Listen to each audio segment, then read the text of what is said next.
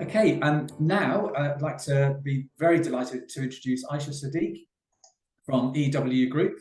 Welcome to the floor.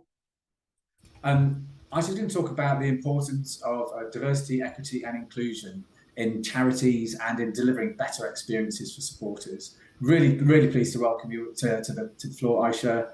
So yeah, thank you. Please do take it away. Good afternoon, everyone. It's great to join you all today, and thank you for coming along to this session on the importance of equity, diversity, inclusion in the charity sector. Concepts and terms I'm sure many of you have come across, and I guess apologies in advance if I'm going to be going through some stuff that you all are very well versed in, but yeah, it's always worthwhile just going through and having a refresher. So as Richard said, my name's Isha Sadiq. I'm a senior inclusion consultant for an organisation called EW Group, and we help organisations from the public, private and non-profit sectors to embrace EDI in all its form. So I've actually spent much of my career leading on EDI initiatives within the charity sector, especially a sector which has one of the greatest impacts, I believe. And so I just wanted to share with you all the great value equity, diversity, inclusion, or EDI holds, not only in the charity workplace, but also for the communities being served within your organisation as a charity. So just an FYI, this is a 15-minute segment, so just want to manage some expectations that this won't be an A to Z on all things EDI, or a session fully equipping you on how to build a fully inclusive organisation.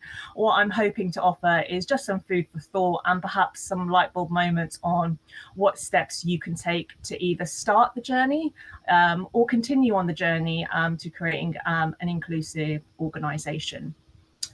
I just want to point out at this stage that over the last few years, especially, there's been increasing attention around the lack of diversity at both senior leadership and board levels in charities, something I'm sure some of you are aware of.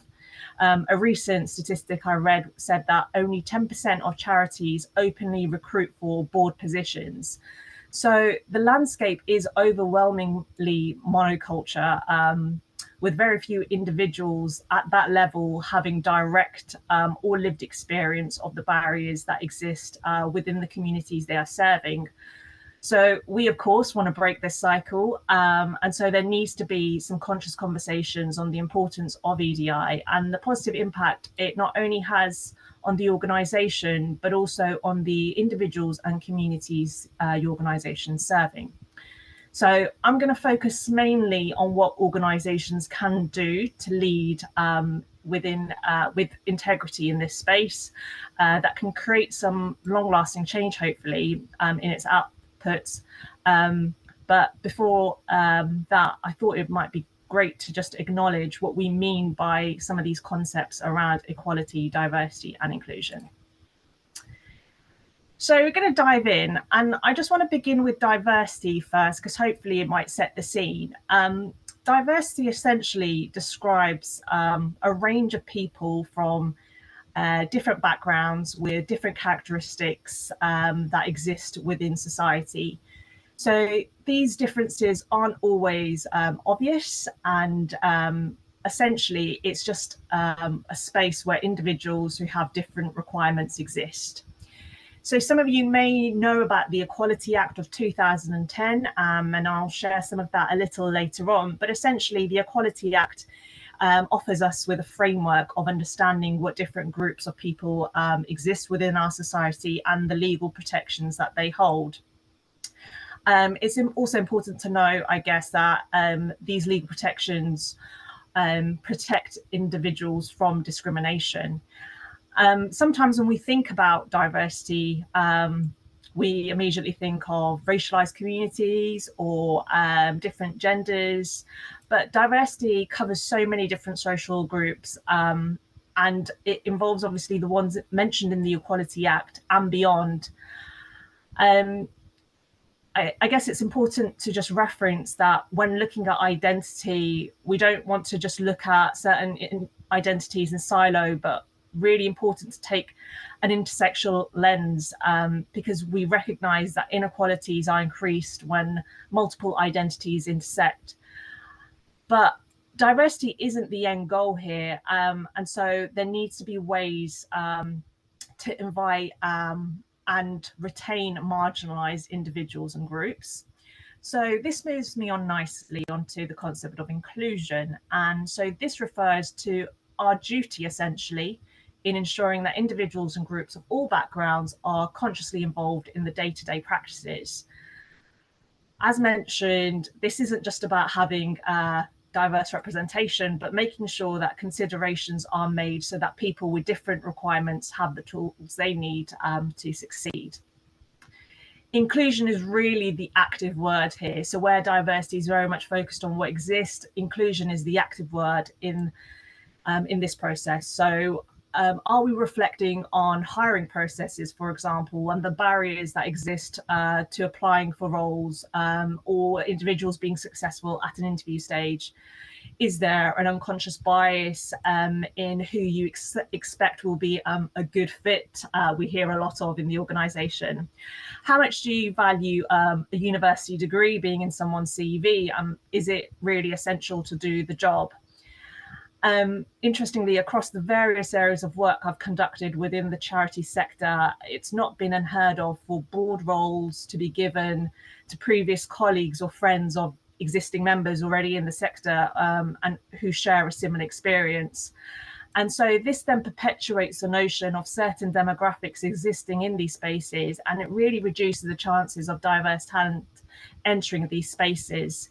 So again, just reflecting back on that concept of inclusion, that what do we have in place, and are these really the fair, equitable practices that should be there? So we've talked about diversity and inclusion, and we'll now focus on equality and equity. And sometimes these are used interchangeably, but there is a move towards the concept of equity, because there's a recognition that equality isn't necessarily giving us the full picture. So equality states that everyone should be given the same tools to achieve the goals, whereas equity recognises that the same tools don't take into consideration existing disadvantages that may prevent someone from achieving the goal. So, for example, you can see here, we've used the example of this image. Everyone's been provided with the same box inequality, but for there to be a level playing field, we need to increase the number of boxes at the bottom end for equitable access to be given.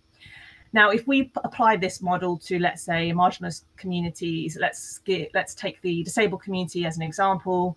If we aren't providing the personalised tools for individuals to thrive who have historically been placed at a disadvantage, we won't attract or retain those individuals, or in this case, disabled people. So we need to recognise the barriers to full inclusion and make adjustments to ensure people are able to fully participate. I mentioned earlier that we would reference the Equality Act, and obviously I referenced it earlier, and this is just a depiction of it and the groups it currently protects. You may identify some of these groups as some of the communities that you serve or some of the individuals that exist within your workspaces, but there are also many others that are marginalized that aren't necessarily mentioned here. So socioeconomic background, for example, which is a big contributor to how people are marginalized, isn't mentioned here, but many organizations do talk about this and how this contributes to inequality. So the Equality Act is the benchmark, essentially, in identifying who's at the greatest risk of exclusion and the focused attention that's needed to actively include these groups.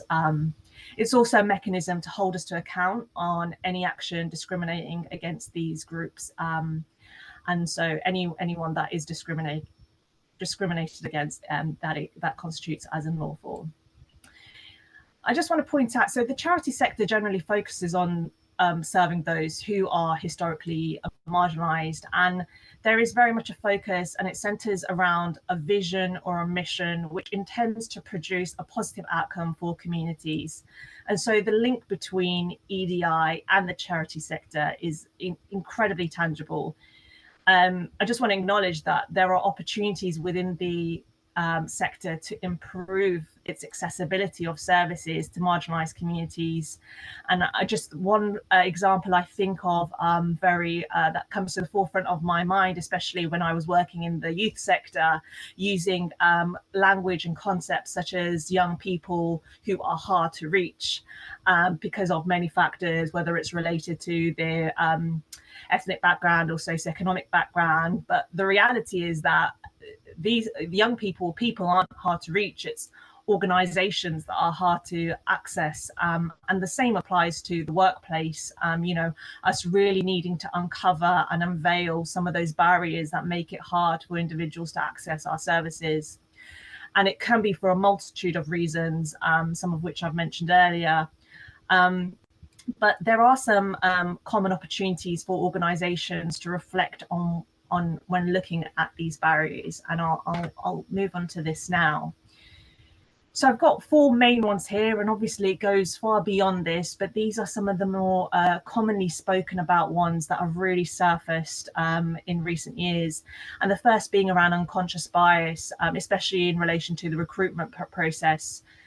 So this is focused on, like I said, the internal workplace barriers, but I think it can be applied to how service users are also, and individuals on the other end are also experiencing the organization. So there is a recognition, obviously, that certain communities are disproportionately underrepresented within the sector. So what are organizations doing to address unconscious bias? Are they conducting reviews of the recruitment process? How accessible is the process? Are there things such as salary transparency? So women of color, for example, are significantly less likely to apply for a role if there's no salary, and this therefore diminishes the talent pool. Are there extensive requirements in the job ads, for example? And so exercises such as this can be great to increase your chances of attracting diverse talent, which we know will be fundamentally beneficial for the communities you are serving through your mission and vision as an organization. It's also important to acknowledge unequal access. So whether it's financial and social means, certain communities can't move into certain spaces because of certain disadvantages. And then going back to the concept of equity, where is there already existing disadvantage? What previous life experiences have meant that certain individuals don't have the same opportunity? And so showcasing commitment, acknowledging this, and creating action to attract and retain staff is key to overcoming this. Organizational culture and leadership, of course, is also a factor which may contribute to high attrition. And if organizations aren't making adjustments or considerations to retain diverse staff, it won't be sustainable. And this is essentially informed by leadership. So we know representation is a really strong pull in attracting talent, and this can consequently mean certain groups are being left out. So are we making sure that policies within the organization are covering as many marginalized groups as possible? Are we encouraging flexible working? Reflecting on matters such as this are incredibly valuable. So as a charity, you will have values and a mission which outwardly conveys the charity's goals. However, so much of what happens is under the surface. So there is a process that organizations, I believe, need to undergo to really root the concerns in terms of what addresses the organization and how that manifests into the workplace more generally. And so, it's important that, there isn't a single solution here or approach which can address inequality. It's a combination of changing those attitudes through the right structures and policies and processes.